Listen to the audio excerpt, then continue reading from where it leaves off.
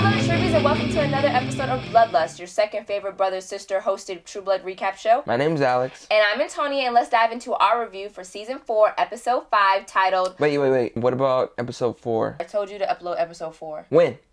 Dude, the other day. Don't you remember? Alex.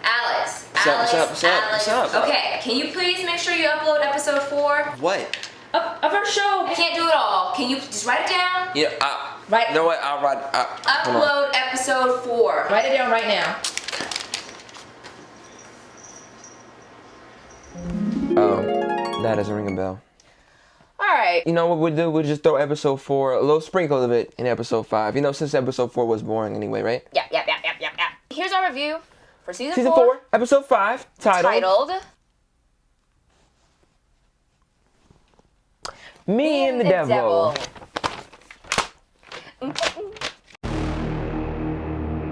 First bites Mark, Tom, and Sammy. Oh, thank you.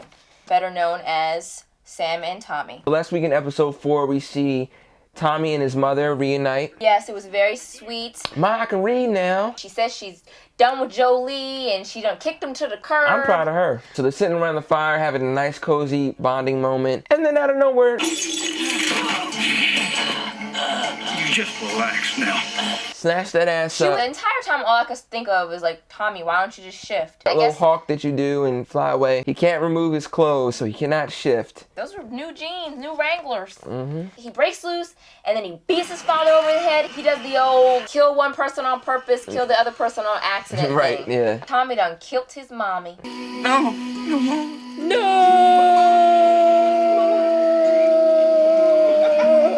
I said she dead. So after that little mishap, Tommy turns to the next person he hates the most in this world. Big bro Sam.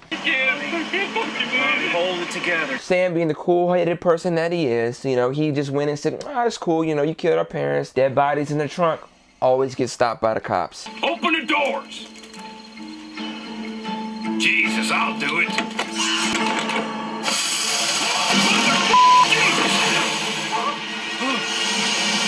He used that noggin of his. For the first time ever, he shifts into a crocodile. You might want to call that Gatorade. And Jesus wept.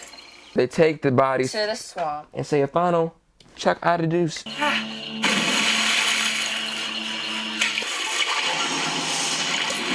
Gators love marshmallows. You should know that.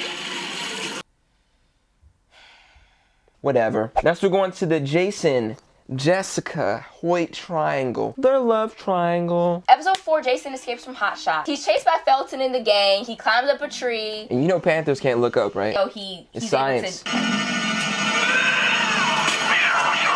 Now Felton's dead, finally. I'm Big Mama Kitty now. Everybody gonna do what I say. I'll be waiting for you, Jason. Full moon. He kind of like runs off. I don't know how he has the energy for any of this. And then he lays on the side of the road with his head out like a possum. And Hoyt and Jessica stumble on his body. Stumble across his body, not on his body. That would hurt. True. It's Jason. Drink. Everyone knows what happens when a human takes a vampire's blood. They dream of them. We learned that last season with the Sam and Bill dream, which was my favorite dream sequence to date until this one. Jason. Wait. Jason. Wait. Jason. Hoyt. This has to be the funniest dream sequence in the history of True Blood. You think the actors were a little embarrassed to even shoot this thing?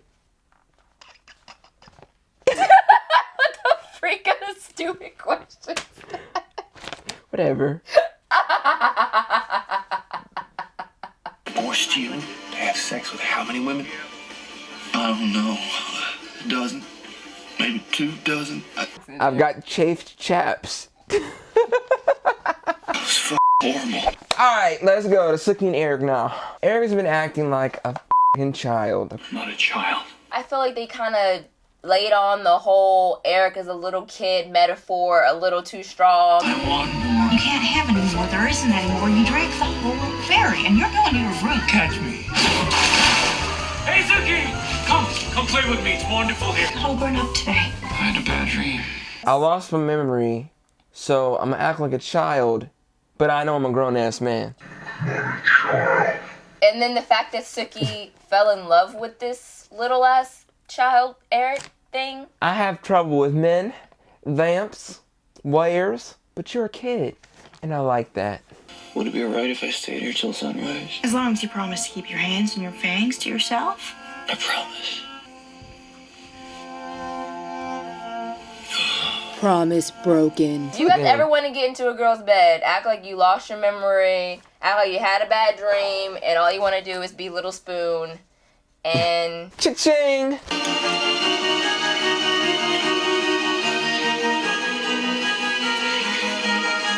I want money flying from my arm when I do it, and I want the cashier thing. Cha-ching! He runs out, and she stops him, brings him back in, kisses him on the cheek first, then they do the makeout. I was just like, ah! I've been waiting for this moment since this show started. Oh my God. So we found out last week that Bill and his new piece of ass, Portia Bellefleur, are actually great-great-great-great-grand relatives of each other. You're my great-great-great-great-granddaughter. Are you playing stupid or are you playing stupid? You're so funny. Portia comes to Bill and says, it, you know, I got a mountain of evidence that suggests that family on family is A-okay. 42 states have repealed their anti-incest laws. Bill, there are married cousins in Bon Ton with more common DNA than you and me. I have done research. She was off her Lannister twin shit. Bill is like, dude, I'm not touching that anymore. And on top of that, glamour time. Bam. Glamour time. Bam. Bam. Bam. Bam. You are not romantically interested in me. And from now on, when you look at me, you will have an uncontrollable urge to scream. Let's talk about glamour for a second. Let's talk about it. Now? Yeah. Okay. What is up with glamoring? Okay.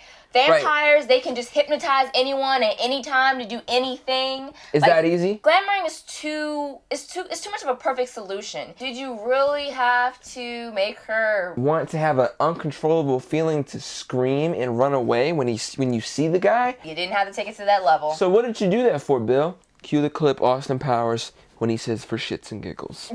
For shits and giggles. So after last episode, when Pam got the spell put on her, Fix my makeup.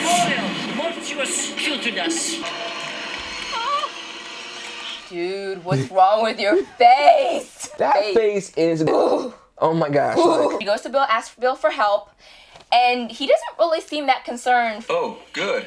The world needs more beekeepers. We have a goddamn problem. You with my face, it's time to die. Look at my fucking face. What happened? Hooker, you pissed off another vampire and then you took a goddamn nap. But the vampires brought this fight to us. We assembled peacefully. We were harming no one. That's some catchy shit for your headstone. Good night. My name is TT. I'm here to talk about what's going on with Arlene's baby. You see, baby's been doing some weird stuff. Or was it the doll? Or was it a demon? Or was it a flying airplane?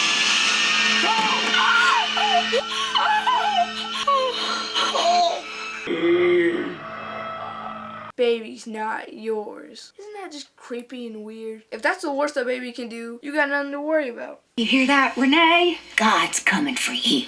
They think an evil spirit's in the house, so they call the old reverend to do an exorcism. Exorcising the demons. Get out and the devil done gone. God said out and the devil done gone. The devil jumped up and he ran out the door. God said, what? The devil jumped out and then he walked out the door? He jumped out? Then isn't he already out? What? Gotta get it up from the corners. This house is clear. Do you think it's the kid or the baby doll? Because I think it's the baby doll. What do you think is going to happen next episode? Do you think the house is going to get on fire? Because I don't. Do you? My name is TT and this has been Kids Chat. Hey, wasn't your head turning that way? Annie! Jesus comes up with the bright idea to, hey, let's hightail it to Mexico and meet my grandpappy. After telling him this really effed up story. I'd always wanted a pet. Now I had one. I was so happy. Toma!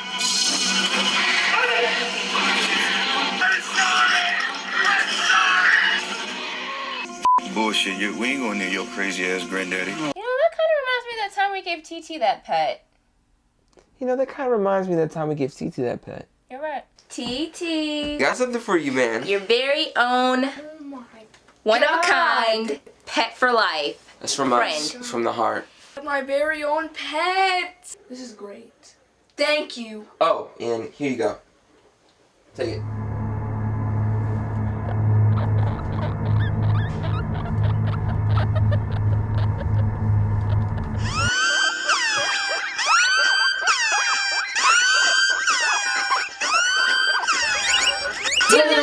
No. What are you doing? Dude. What are you doing? Do this for your gosh darn toast. All the vamp sheriffs of Louisiana, they call a meeting. It was 1610. Logroño, Spain. A sorceress named Antonia was being... From the 16th century. That's my name too. Antonia isn't known to take the path of least resistance.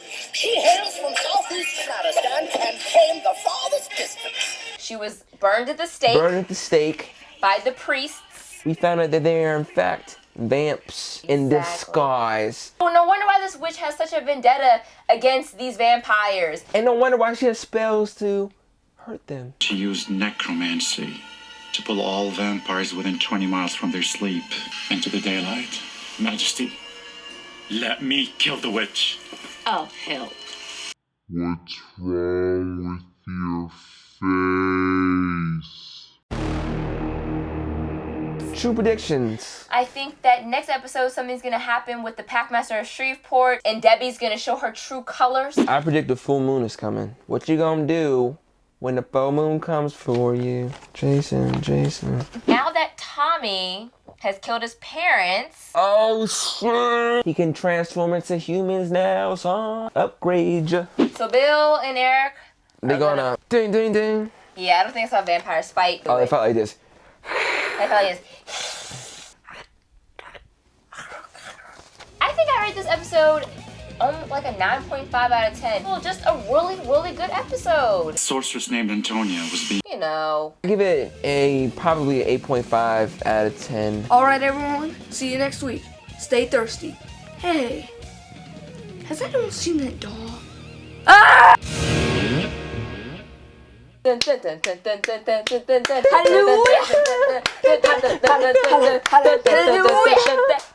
hurt my neck. We gotta stop. Okay, I'm sorry.